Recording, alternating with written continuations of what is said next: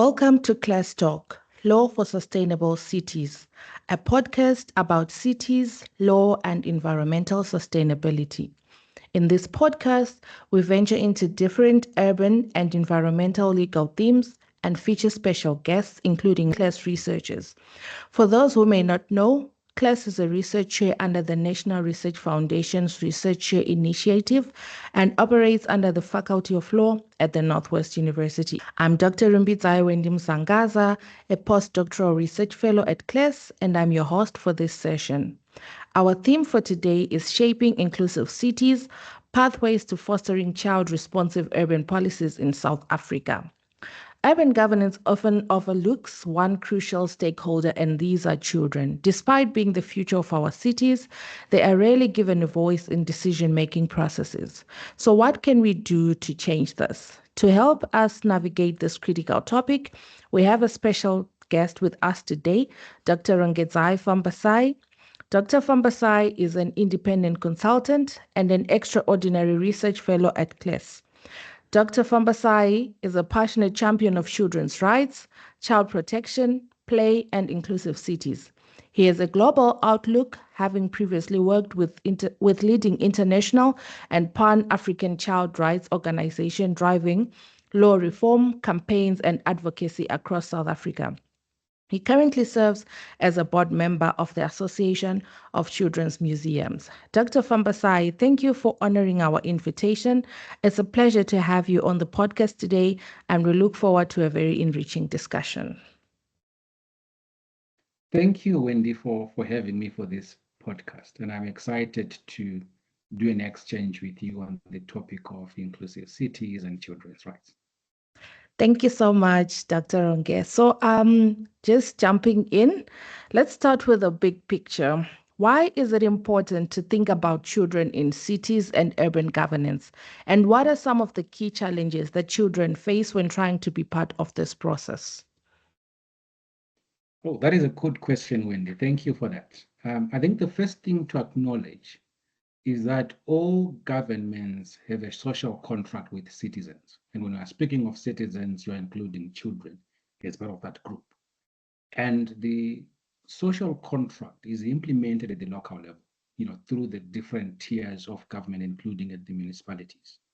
So how adults perceive governance and politics and service delivery is often shaped by how they interacted with governments when they were still young.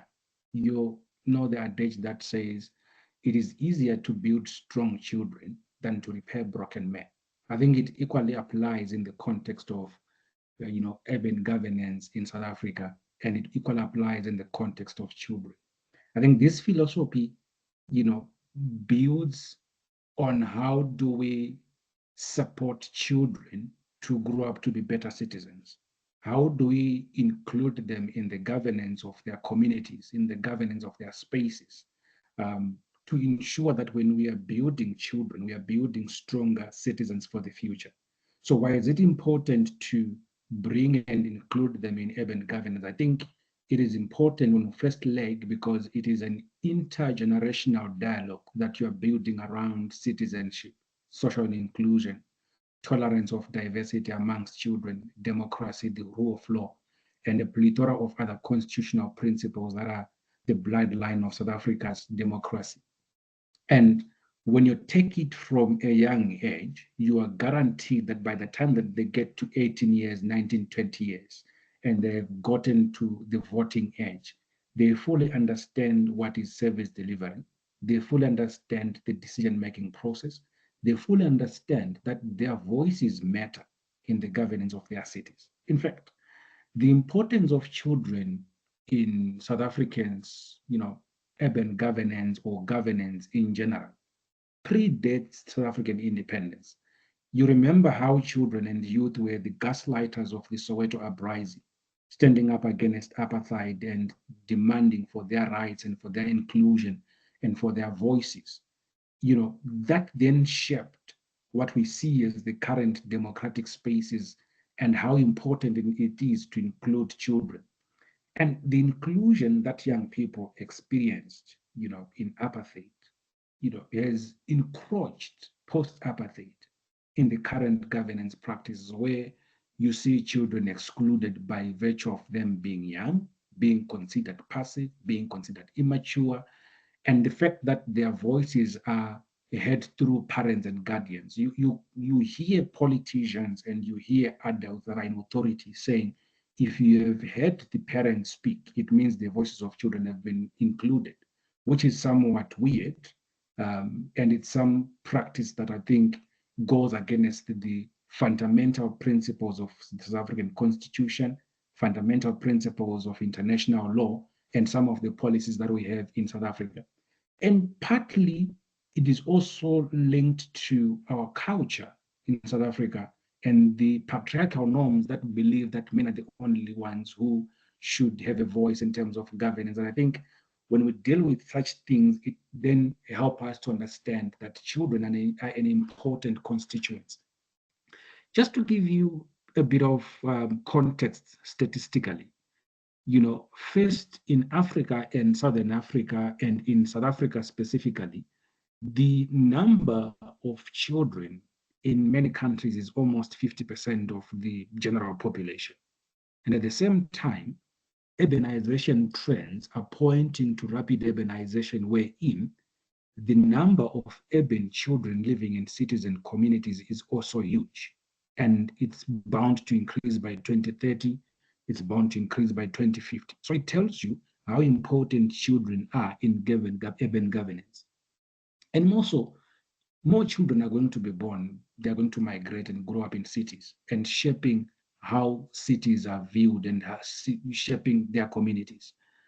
In relation to problems that children get to encounter within the urban space, Wendy, it goes beyond the ordinary problems that we see. So you have issues to do with child hunger and malnutrition being experienced in cities. Children are experiencing the impact of climate change within cities. Abuse, exploitation, child labor, child vending, and loitering, all these issues are happening at the city. And the level of government that children are interfacing with are municipalities. And these challenges are structural, they are political, they are social in nature, and they need to be considered at different levels. And think about it. How many communities do we know in South Africa that have cycling tracks for children to ride their bicycles freely without fear of cars and accidents? To my knowledge, there are few. And think of how many communities do we have in South Africa that have safer play parks or play areas for children. Uh, to my knowledge, there are few. And these are governance and special issues that are at the heart of decision making in South Africa, and children ought to be included in this kind of decision making.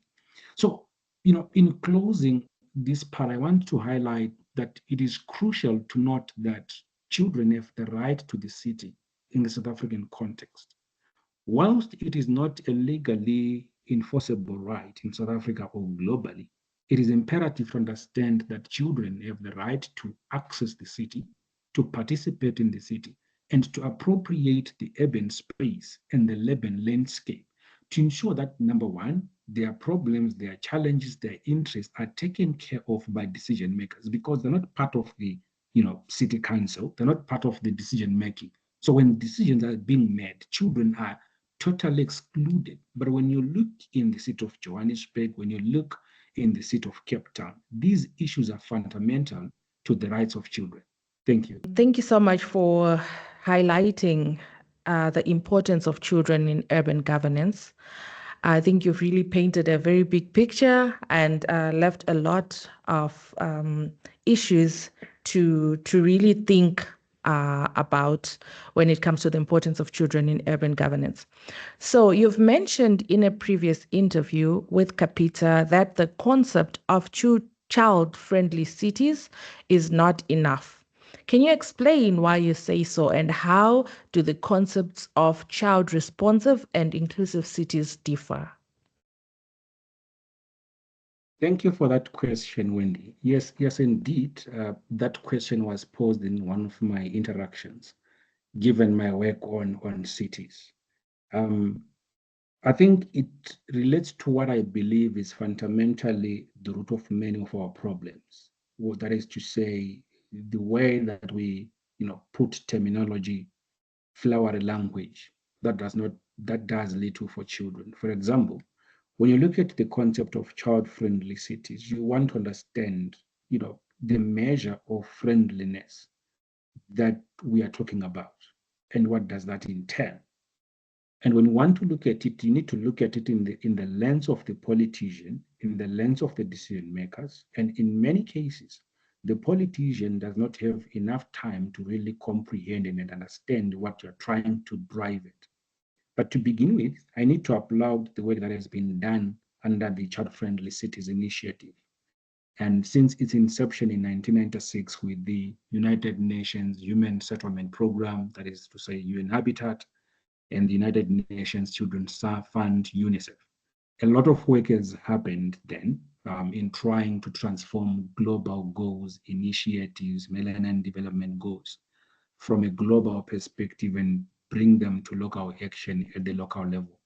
And the number of cities that have embraced the child-friendly cities concept are innumerable, joining a community of local authorities willing to put children first and children at the center of their governance. However, over the years, with adoption of global normative tools that create, human rights within cities, such as the Sustainable Development Goals, specifically Goal 11, which aim to make cities inclusive, safe, resilient, and sustainable, as well as the adoption of the New Urban Agenda.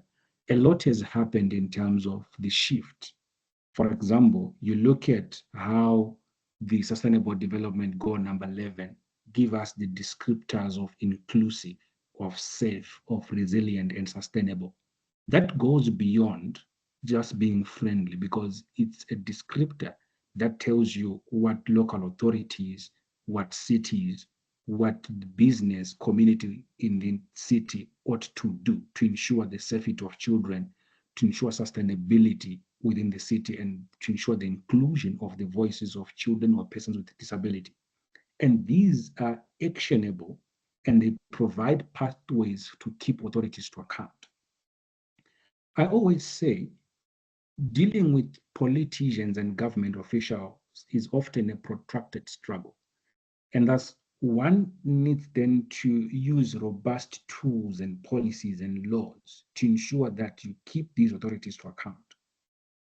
The question then is, how can you ensure that municipalities are kept to account for failure of being child friendly? It is not enforceable. And when you take into account compliance enforceability, surely child friendliness is not enough. There is the need for players, stakeholders, governments, business community to do more, following the descriptors of SDG 11.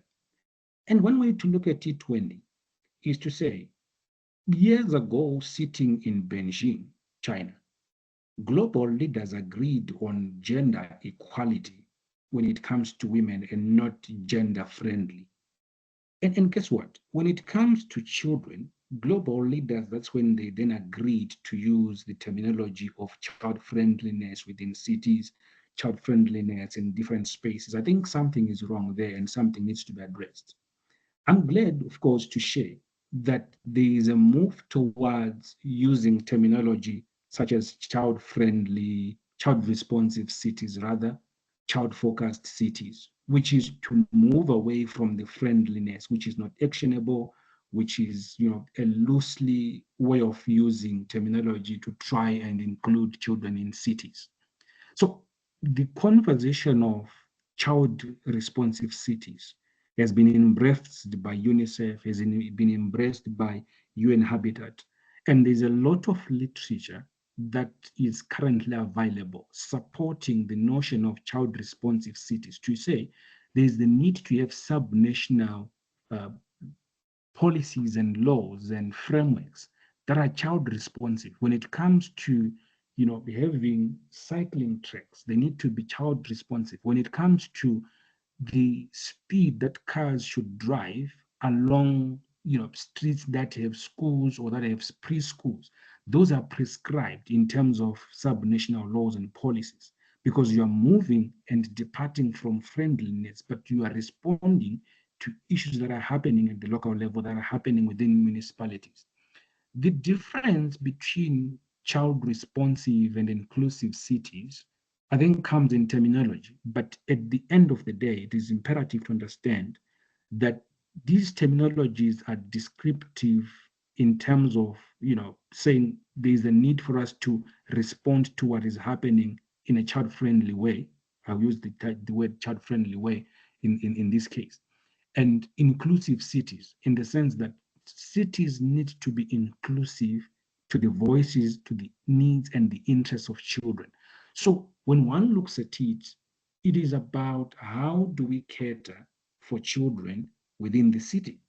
It could be inclusive, it could be responsive, but ultimately putting the rights, putting the interests, putting their needs at the forefront of governance in decision making. In fact, it is part of what then international law will tell you, that the best interest of the child is paramount in all matters concerning the child.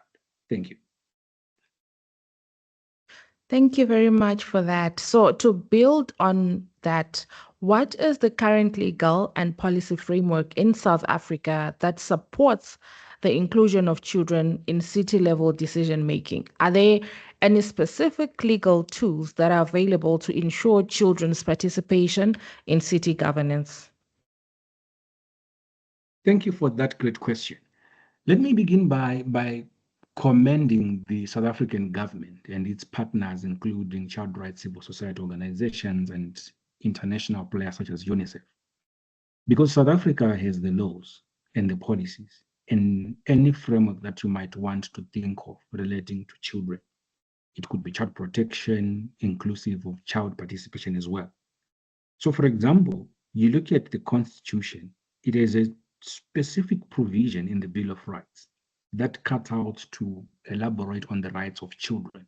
And this children's rights clause in the Constitution became the pioneering provision in the African continent, guaranteeing child rights in relating to their interests at the highest level of governance and laws in any country. So the Constitution provides, the grand norm or the highest level of guaranteeing children's rights in South Africa, and that is commendable. So you have the Children's Act as well, which is a unique instrument that domesticates provisions of the United Nations Convention on the Rights of the Child and the African Charter on the Rights and Welfare of the Child. And when you then bring the Children's Act to front, it speaks about the right of the child to be heard in all matters concerning the child. It speaks about the best interests of the child. And it also speaks about the implementation of any laws in South Africa or all laws in South Africa that relates to the protection of children.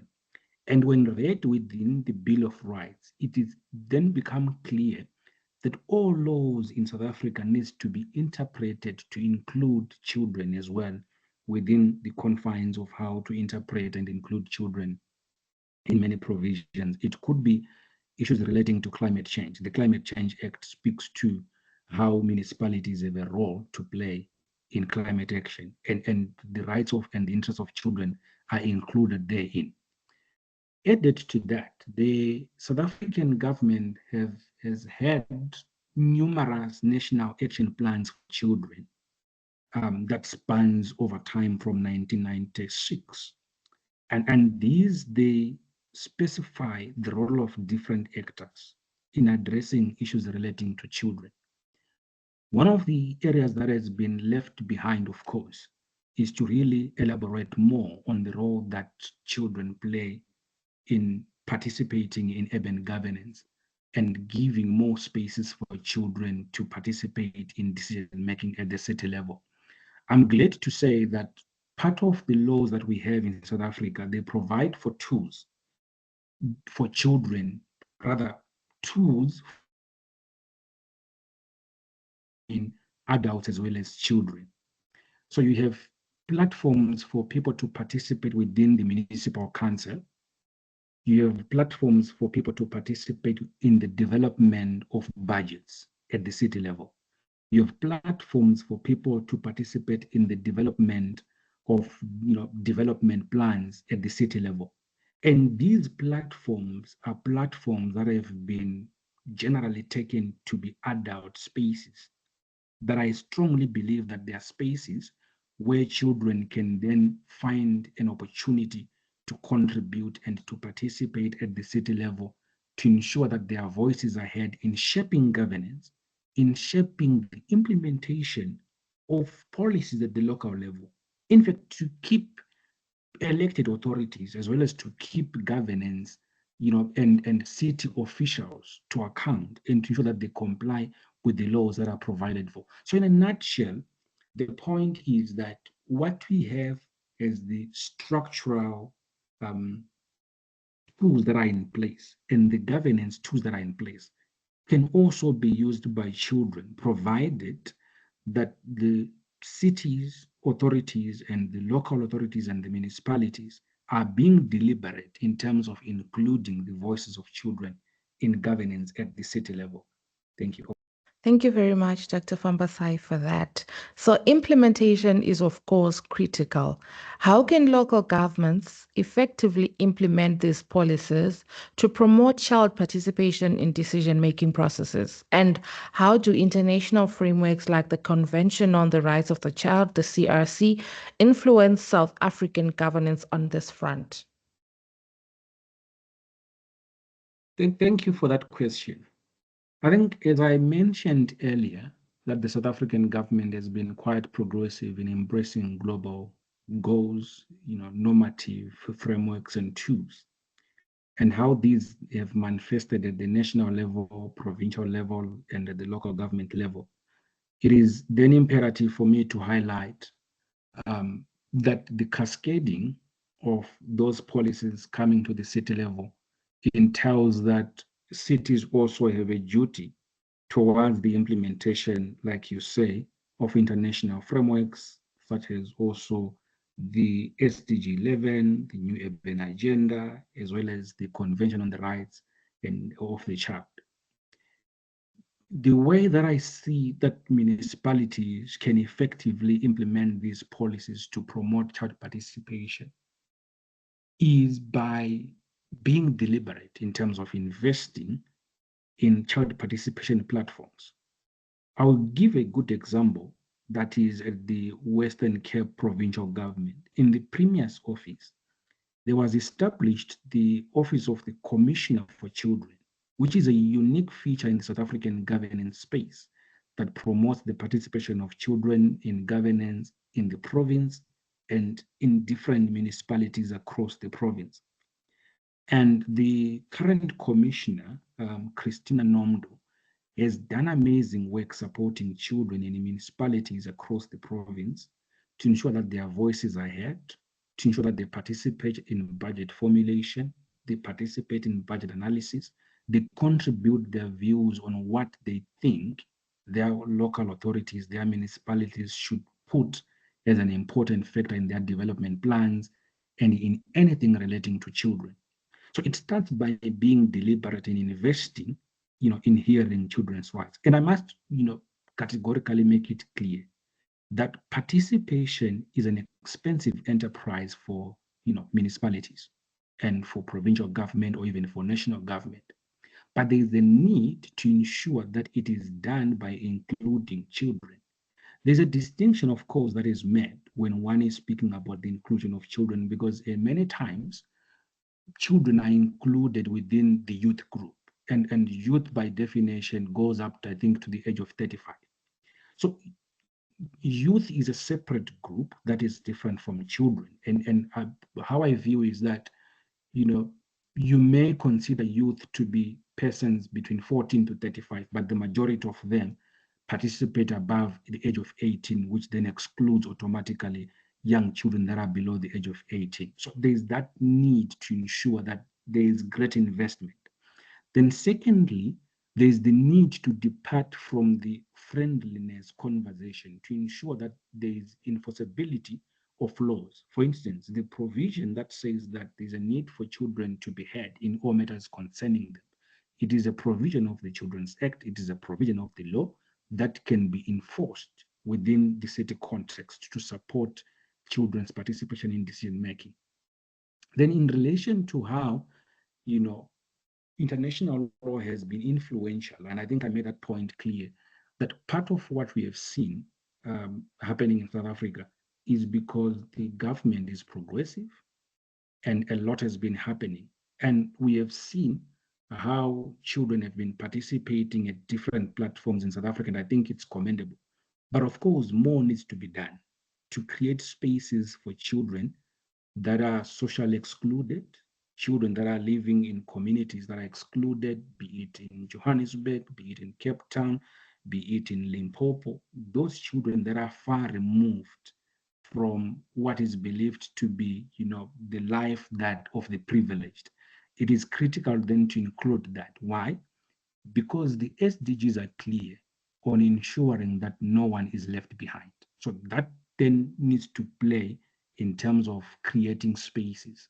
A common practice that you see across many civil society organizations is to promote a certain class of children that participate in these platforms, excluding others. And I think it's something that needs to be corrected to ensure that participation happens at different levels, but also includes all children without giving class to certain children that are participating, because this is part of what the international norms and international policies speaks about, and then they influence what we see in South Africa. Thank you. Over to you. Thank you very much for that. And I think we are covering so much ground today. And I just wish we had, more time to delve even deeper into these issues. Unfortunately, we're running short on time. And I just want to move quickly to our final question. So looking at the broader ecosystem, what role do schools, educational institutions, communities, and civil society organizations as well play in fostering a culture of child participation in city governance? Thank you for raising that point, Wendy, because this conversation would not have been complete without speaking about the role of duty bearers, what they should do, what they can do to promote child participation in city governance. I believe that we say charity begins at home, and I think participation should also begin within, families, and the role that families play, the role that local religious groups, civil society organizations, the business community, and schools, etc., play in fostering a culture of participation at the local level.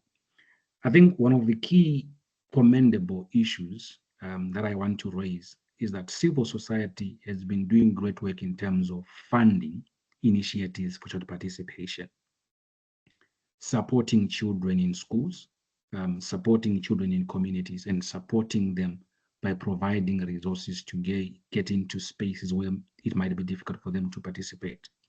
But we need to do more in building a culture of, listening to children, and then children understanding that their voices matter. We need to get to a point where religious communities are listening to children, traditional leaders are listening to children, because that way we build a stronger community of the willing, a stronger community of strong children that can defend their rights. We have seen how children have stand up in the climate crisis, speaking about their rights and the need to keep governments to account. And I think the same can happen if platforms are created, audience is provided for them, and the space is there for them to share their views without influence, without having external influence trying to tell them what to say and what not to say, but rather for them to come out and speak where they are in groups and as individuals. And lastly, the role that I see schools playing is that schools are where children are always gathering and sharing and learning.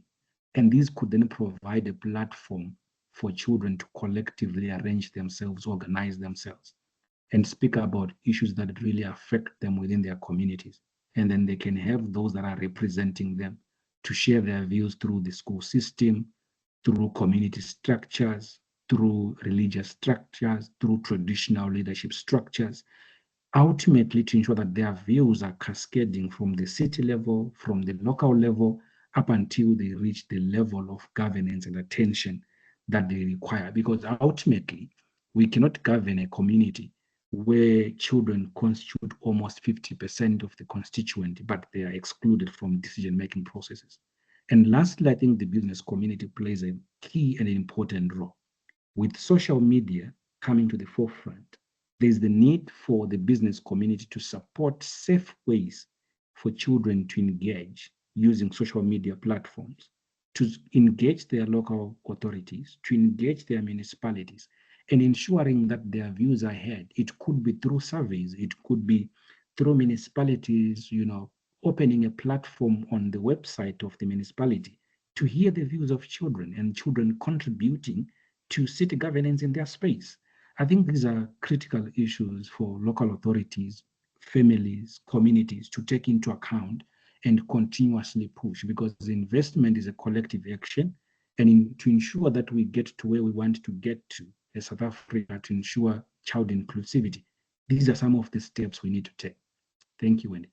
Thank you very much. And that brings us to the end of today's episode. Thank you so much, Dr. Fambasayi, for sharing your invaluable insights with us today.